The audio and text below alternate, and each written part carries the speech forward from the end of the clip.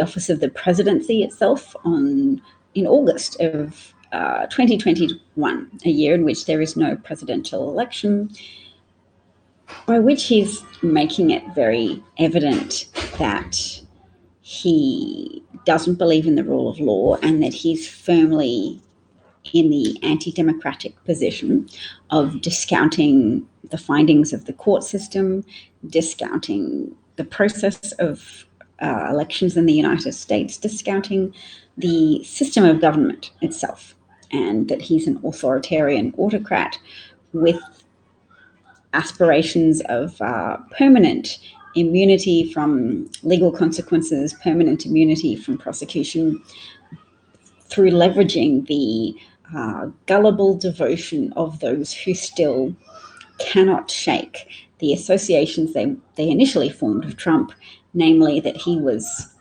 a businessman who was just going to bring it home for white America, and that white America meant legitimate America.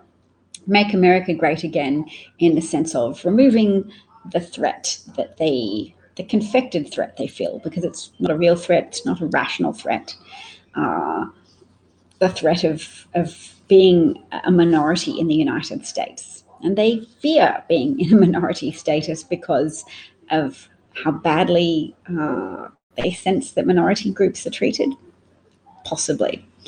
Or also they just fear the loss of nepotistic privilege that you can get from being a white person whose connections are also white. Now,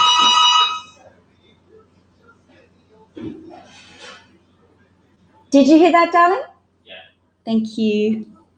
So first up, if we're going to put everything into a column of promising things and less promising signs, the less promising signs for democracy at present in the US and globally, because if the US falls to authoritarianism, then the prognosis is made worse for democracies in the rest of the world. It emboldens and gives a permission structure and a map to other autocrats as to how to manipulate and pervert democracies into authoritarian government systems. But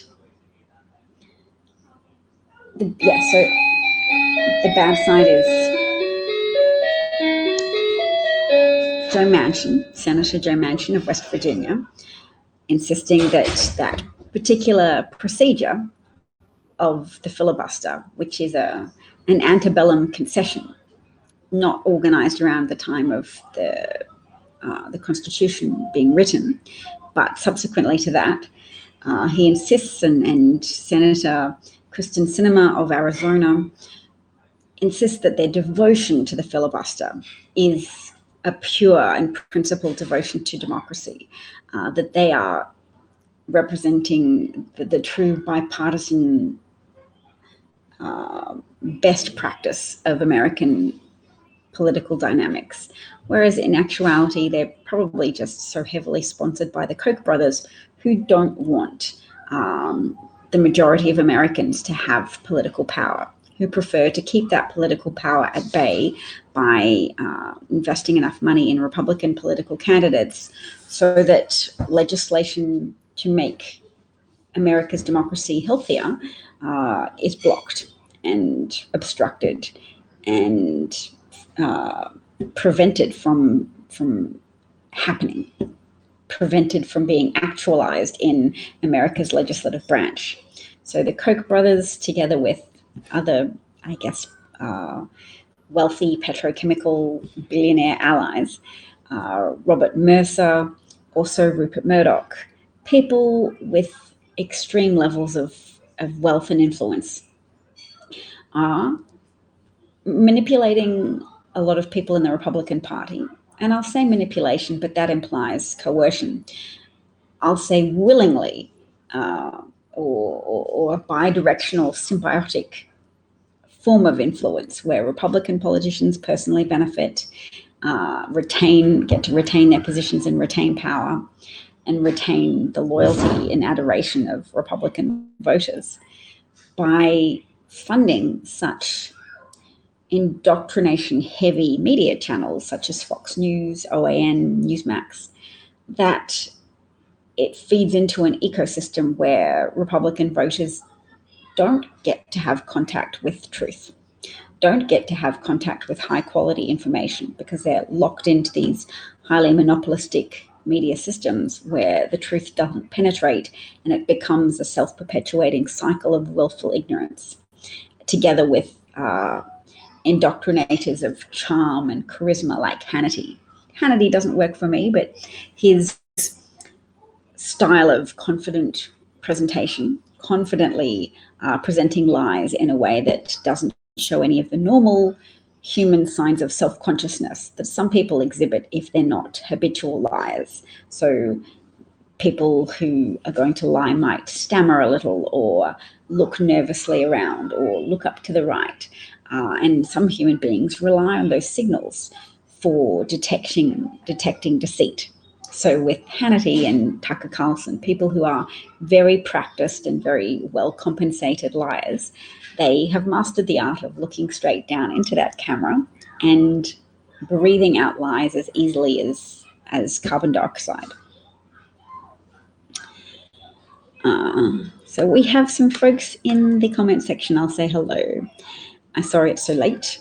Swimming lesson day for me. You can see my hair is fresh out of the pool. Marsha says, good day, Davina. Kim says, hi, Dav. And you'll say hi to each other, which is awesome. And Phil is here too. Thank you. Hannity is an example of being lord of misinformation, indeed. So that indoctrination and that almost brainwashing helped create an environment that was primed for a potential charismatic cult leader such as Trump, who was an answer to the decades of complaints that political correctness was oppressing people, the decades of pushback against modernity, and people on the left having some sway in the cultural sphere of America rather than the legislative sphere. So Republicans have held American progress back, but in the meantime, American cultural progress has been advancing in the hearts and minds of various people. So there's been symbiosis there as well. Legislators push for gay marriage, but also the public grew more accepting of the humanity of people who don't have straight sexual preferences. People grew more accommodating and more accepting of the worth and value of people who aren't heteronormative. And that greater degree of public acceptance has been followed and then dragged along by legal developments. So the Supreme Court decision to allow gay marriage, as well as various states advancing that position. So culturally, the left won America, but compromises and concessions to the original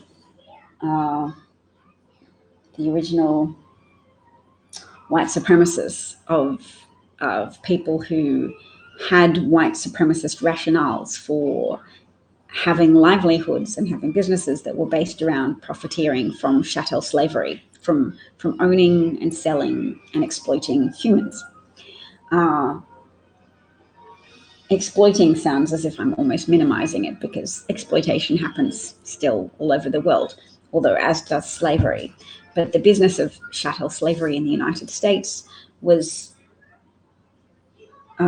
yes, more than exploiting. It was just the complete dereliction of conscience.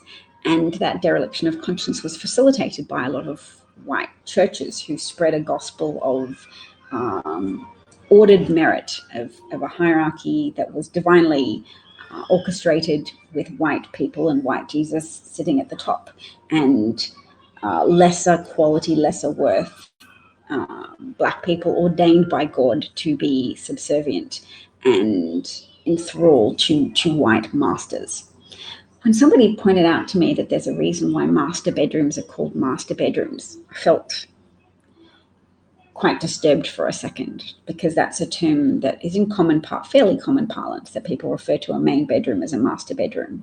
But it's clearly a linguistic tradition that arises from the circumstance of having masters sleep in the master bedroom and slaves sleep in other bedrooms. So, yes. Now, I covered what I thought was the negative signs at the moment, the negative signs for democratic outcomes in the US, that Senator Joe Manchin is blocking an end to the filibuster, together with his co-conspirator, I guess, loyal to the Republican Party, Senator Kristen Sinema from Arizona, who's also wearing her loyalty to the filibuster rather than her loyalty to the American people and to American democratic systems, which allow American people to be served by government rather than becoming widespread victims of a totalitarian, anti-democratic party such as a second term of Trumpism.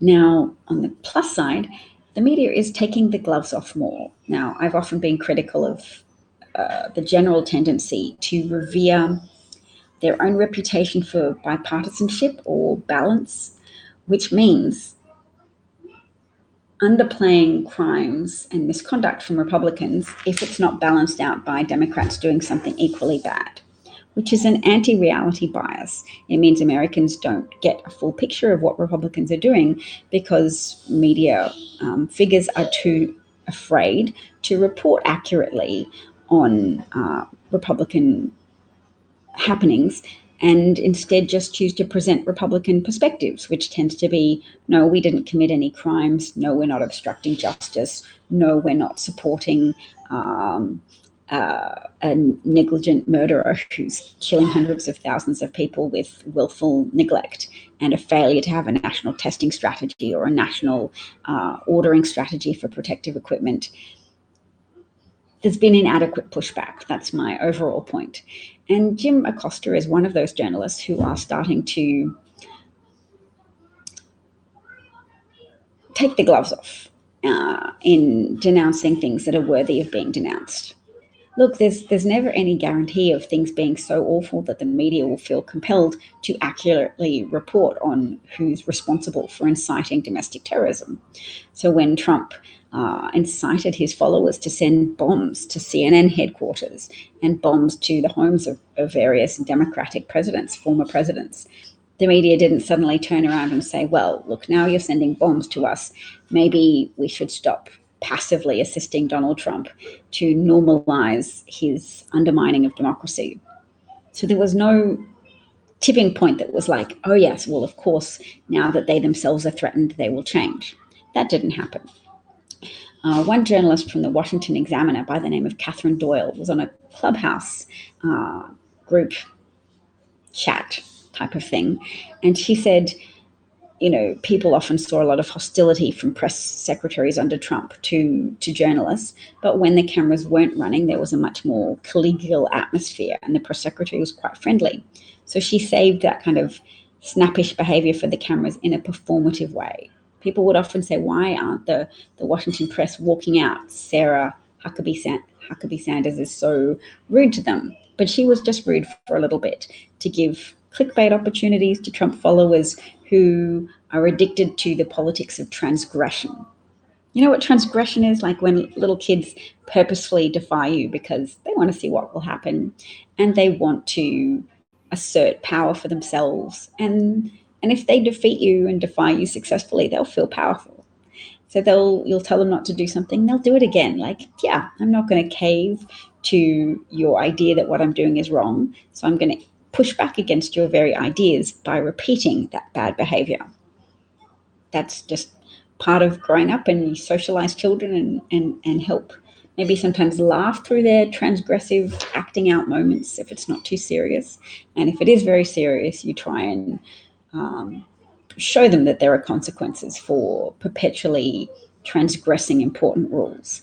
You try and show them, because otherwise you get spoiled children who go out into the real world and end up in prison because nobody has benevolently shown them that the world will not stand back and let you do whatever you want. There are rules, and society is composed of people as a whole, and there are laws, etc. You can't just perpetually be driven by your individual motives. So thank you. Marsha just gave me a Creative Genius Award, which I love. Thank you, Marsha. What was that for? Was that for my analysis of what's happening in the US? Marsha also notes that she blames our response to this almost more than the despicable act. Do you mean you blame our response to the rise of Foxaganda or Foxland? I can see why we might do it. There was a lot of passivity and complacency in 2016. Complacency that Trump was so out there, such an outre candidate that he couldn't possibly win, that Republicans couldn't possibly turn out en masse to vote for him, that at least there would be some sober-minded Republicans who would reject a television reality TV person whose billionaire wealth was possibly just a persona, and who repeatedly defrauded contractors and failed to discharge his debts, and was associated with multiple bankruptcies and economic mismanagement of his own business affairs. There was the idea that they wouldn't do that, but Republicans did do that. Some college-educated people couldn't bring themselves to vote for him, but many could, because they believed that as a Republican president, he would be constrained by the office. There would be a degree of reverence for the office, and that fundamentally he would deliver on their personal priorities as Republican voters, that he would reduce their taxes, and that he would be strong on immigration. Immigration shows up in polls as having been very important at that time to Republican voters, and still is. So yes, Kim notes that Trump has escaped all responsibilities and consequences so far. I know you know about the ponderous nature of the American legal system that values justice on some level, at least ostensibly values justice so much that they allow for lots of appeals, and they create circumstances in which prosecutors have to amass a lot of evidence and jump through a lot of hoops to have subpoenas and grand juries, etc. Some people get impatient with that ponderous nature of the justice system, particularly those people who are harmed by it when it privileges white people by just having all those wheels of justice turning so slowly, and it helps a white person evade or delay justice. And they hate that then justice is so swift when police officers choose to act as judge, jury, and executioner and bypass the whole legal system by shooting a fleeing black person. Or when the justice system just decides it can speed things up for once and not have to go through masses of appeals, etc., and just say, oh no, we're sure, we're convinced of your guilt.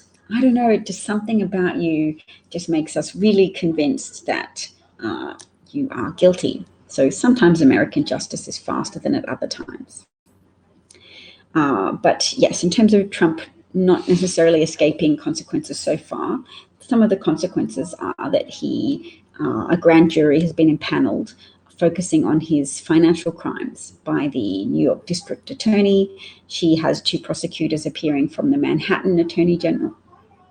The New York Attorney General, Tish James. There's been a grand jury impaneled, and 2 prosecutors associated with Cy Vance from the Manhattan District Attorney's office.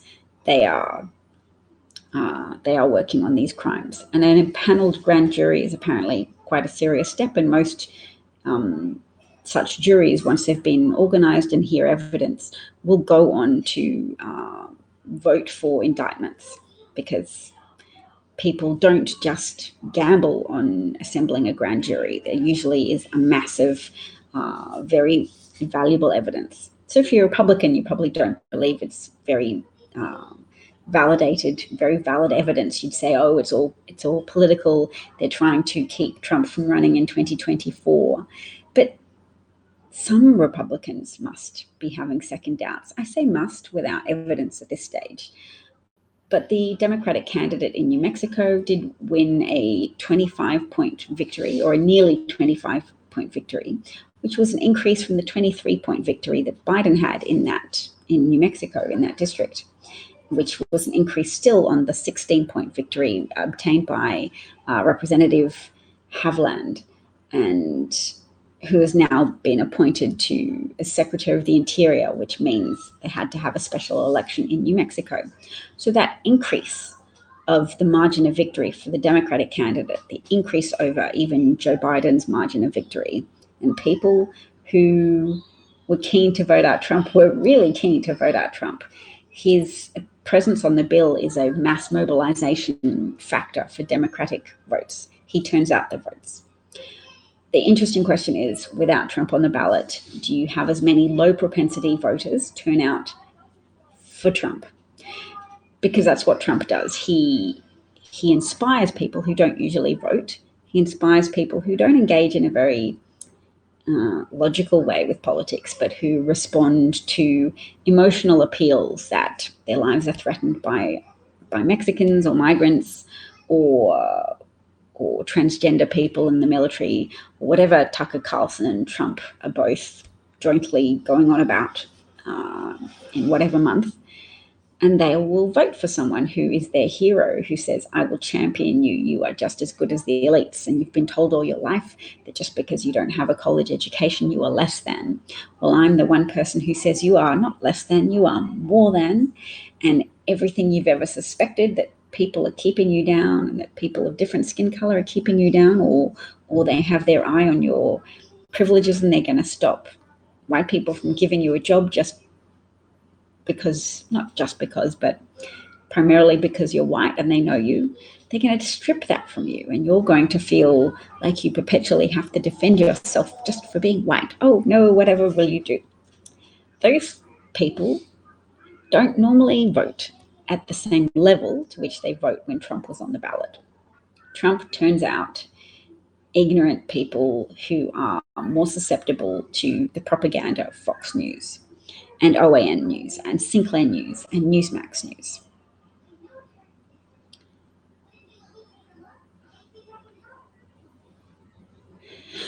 John Smith wants to know, you're a bit whiny, aren't you, John? Where is the indictment of person number 2 in the Stormy Daniels hush money scandal? Because Michael Cohen's already served a jail sentence and he's been released compassionately because of COVID. There's lots of prosecutions of Trump happening. So this is not the place to whinge about it that much, because whilst I understand it's frustrating to watch how long Trump is taking to be prosecuted. Trump went decades without being prosecuted for his white-collar crimes. Decades. So yes, now Joe Biden has been in office for 4 months. So there's been a non-corrupted attorney general. There's been a non-corrupted head of the Department of Justice for less than those 4 months, because it took a while to get Merrick Garland into position as well. So say 3 months. There's been decades of the legal system failing to prosecute Donald Trump for crimes that he committed. And let's not pretend all hope is lost with regards to the multiple prosecutions of Trump that are occurring, or that are gathering steam now. I'm just going to show you Jim Acosta for 8 seconds worth of describing Trump as a loser, because I think it's important to give credit to the media when they stop trying to curry favor with Republicans who don't have credibility right now, who still support the insurrection, who still pretend the insurrection either didn't happen, or that it was the far left, or that it was a tourist trip that turned a little ugly, etc., etc. Here is 8 seconds of Jim Acosta describing Trump more accurately. Trump has been given a stage and a microphone by Republicans who can't recognize for what he really is. He is a loser. Trump has been given a stage and a microphone by Republicans who can't recognize for what he really is. He is a loser. He's a loser. Trump has been given a stage and a microphone. We heard that a few times. He is a loser who lost the White House, the Senate majority, and the House majority for Republicans. But he still gave them the opportunity to overthrow government altogether in the United States and replace it with totalitarian governments, which would have handed Republicans the freedom to never have to really worry about elections again, because it would have given them totalitarian control. They could have, well, done more of what they're already doing now, which is acting to sabotage functional democracy in the US at a state level, in every state where they have a Republican-controlled legislature. So as you'll see, I'm optimistic in a pragmatic way. I want to acknowledge the genuine threats to democracy in the United States, but I don't want to waste my time and energy in negativism that doesn't strictly align with what's happening in a legal sense with Trump, because there's a lot of prosecutions happening right now. Someone called Renee is here and says, hey guys. Hello, Renee. I'm going to show you a little bit for somebody who was not a pessimist, who was incredibly optimistic, and I don't entirely know what he was trying to do, but it's just very incredibly brave. And I imagine he was killed, but let's watch the actions of Tank Man. I've seen it argued that this piece of footage occurred after the tanks had killed hundreds and possibly thousands of Chinese students and civilians who were protesting against the anti-democratic nature of the Chinese government at the time. But I can't see any signs of blood on the tanks here. And if they had just killed a lot of people, to my mind, there would be more visible evidence of that. So I'm going to suggest that maybe they were on their way to kill students. And here is what one man did, who just had shopping bags during the 5th, 1989.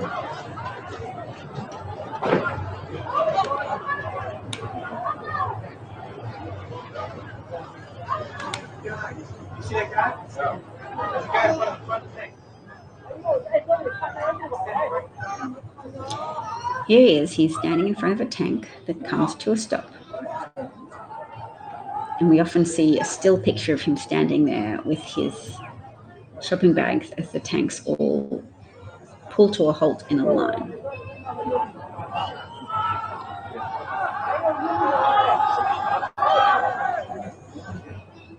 Tank's trying to move around him and change his direction, and he's like, no, I'm going to go stand in front of the tank there.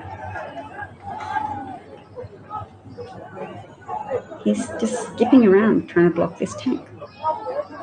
Does he believe he's putting his own life on the line to try and save the lives of his fellow Chinese citizens, that he is stopping these tanks from massacring any more people? Now he's climbing up on top of the tank. I hadn't seen this footage until today. I'd only seen still photos of the event. But he climbs up, and it appears he's trying to maybe talk to the people operating that tank. At some point soon, I think you begin to hear something that sounds to me like gunfire. And maybe he realizes people are going to shoot at him, and he climbs down from the tank, and then the footage ends. See, that to me sounds like it might be a gunshot.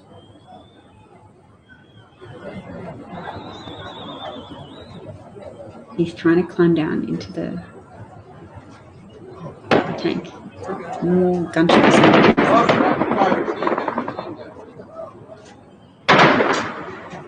So he climbs down, the footage is about to end.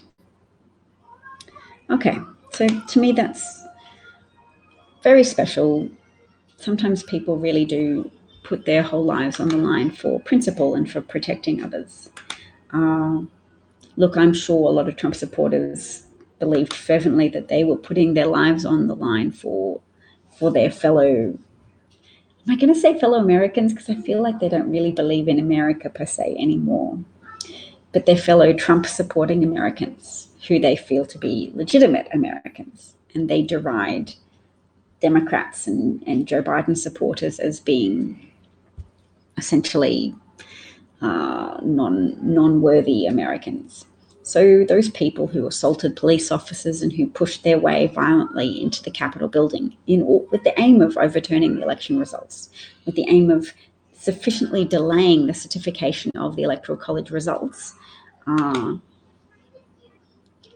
cannot see the comments for some reason. I might have to just bear with me for a second, guys. I'm going to have to reload. Oh, no, I found it. Yes, so Tank Man was never heard of again. Yes. And John says there's an attempt to erase this from history. Do you mean the insurrection or do you mean Tank Man? Because people are still circulating that image, which is good. Chad Oliver is here and says hopefully Trump finally pays for his crimes now that he's not protected by presidential immunity. That'd be nice, wouldn't it? That immunity isn't anything that was codified into the Constitution. It was built on Robert Mueller's interpretation of a 1974 memo from the Office of Legal Counsel, written in 1974 specifically to protect Nixon from being removed from office and to assert that American democracy required a stability of knowing that an American president couldn't be prosecuted whilst in office. John says it's being erased from search engines. That's interesting. Chad Oliver says, have you noticed the rise in cyber attacks on the US and even Canada lately? It's really worrisome. Yeah, sure, it's worrisome, but I would imagine it's Russia, and I feel like they've been attacking the US and all Western democracies for a while now. It's been sort of a modus operandi of the Kremlin to protect themselves by diminishing democracies so that they can say to their own citizens, look, they pretend they're superior to you with their superior democracies, but their democracies are actually terrible. They can't protect themselves. You need a strong man like Vladimir Putin because he'll look after you. Vladimir Putin quite possibly manufactures terrorist events to strike fear into the population so that he gets access to power and gets to retain that power and expand it and expand his personal wealth.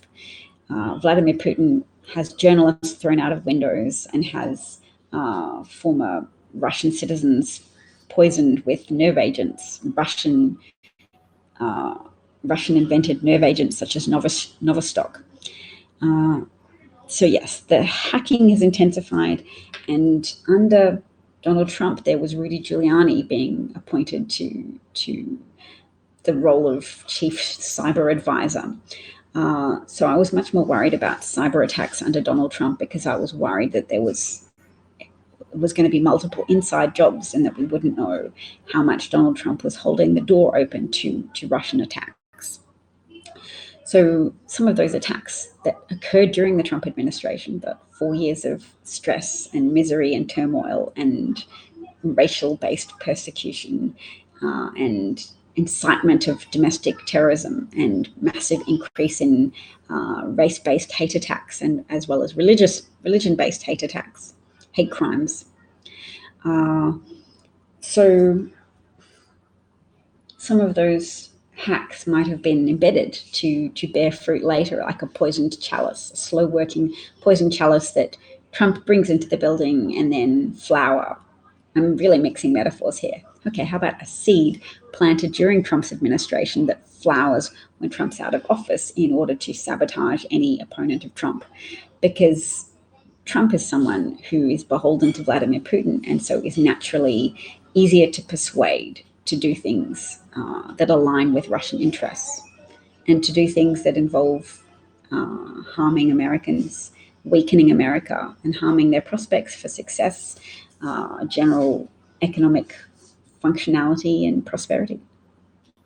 So yes, I'm still always playing with names for this broadcast. So lately I've been going with hashtag cheerful sane politics. Tell me how you feel about that. But also I'm toying with the idea of counter propaganda. Well, I don't like to have the word propaganda in a title, or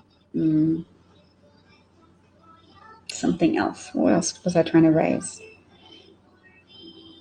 Doesn't matter. The content is more important than the name after all. Renee is asking, didn't Trump take a bunch of money from the cyber division or whatever that is called?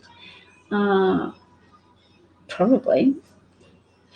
I remember I was looking today at an article in Foreign Policy from the 31st of January 2020 that went through in detail all of the money that Trump took away from the pandemic response unit, that he dissolved.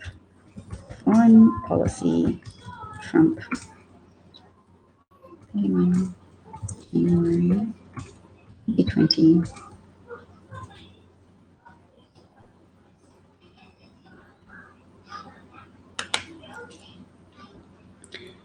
So the internet's searching for that.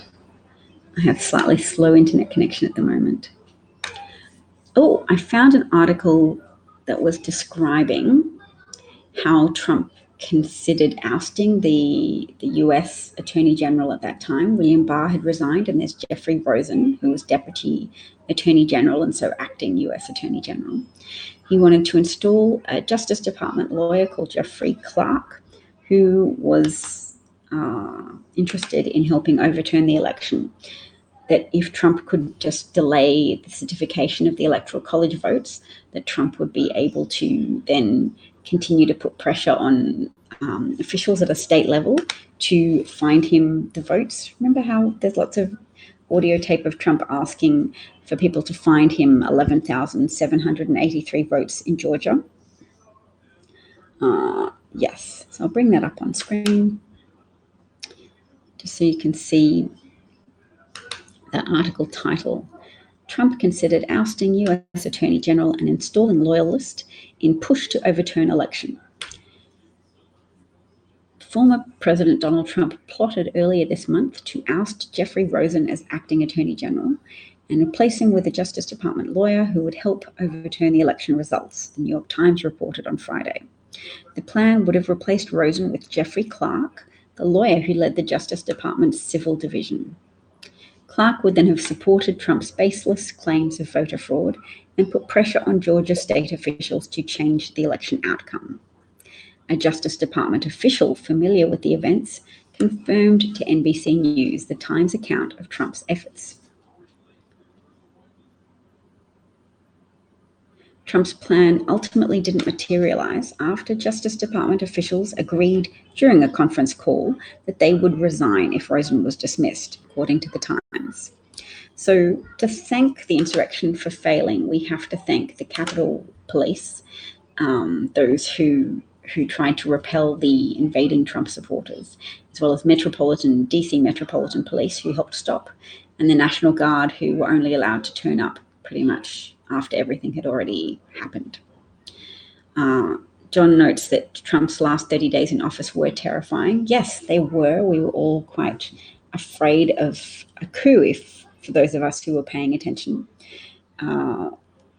Liz Cheney was apparently behind an effort to have former military chiefs sign a letter saying that the military should not be involved in overturning the results of an election, trying to say, yes, we're committed to saying coups are not the done thing. Military coups are bad. Now, all of the QAnon folks want a coup, a military coup, such as there was in Myanmar, formerly known as Burma.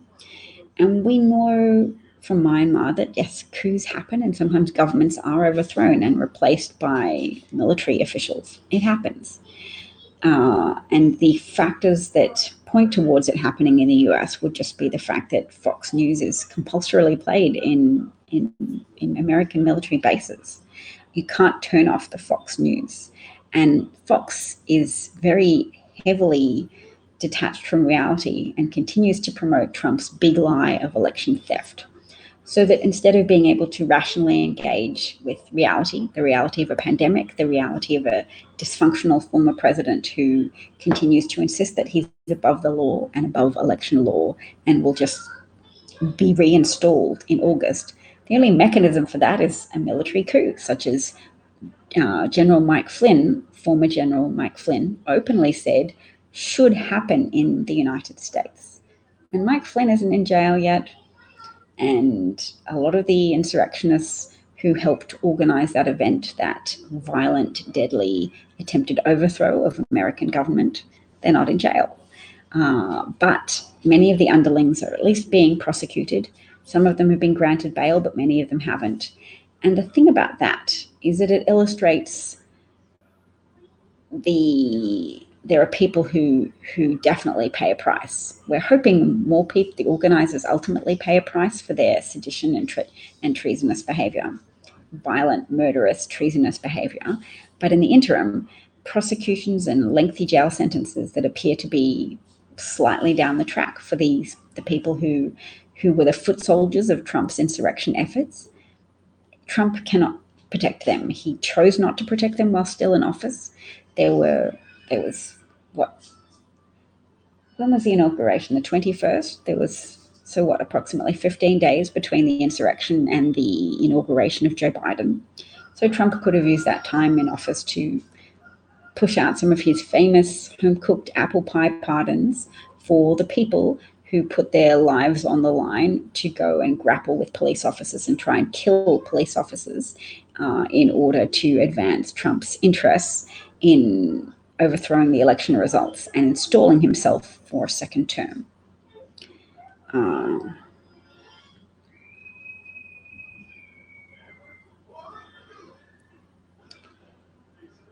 Renee is concerned about the partisan audits that are being conducted by pro-Trump people in Arizona, the Cyber Ninja group, I think they're known as. Why is that legal? Good question. It appears they are breaking the law in the way they are handling those ballots, that they are handling electric and equipment and election ballots in an insecure way, and that they used blue pen to mark the ballots they were auditing when blue pen is used to mark people's votes. So you shouldn't use the same color of pen. It's tampering with evidence, the evidence of Joe Biden's victory for the cause of manufacturing an apparent data point to affirm Trump's claim that his big lie that the election was stolen from him. There's multiple variants of the big lie that Italy has a free to. Yeah, it's been there for a while. Oh, I did not know. Oh, yeah, the doggo one. Okay, well, I'm going to go. Thanks so much for your time and attention, everyone. And take care. All the best. Thank you.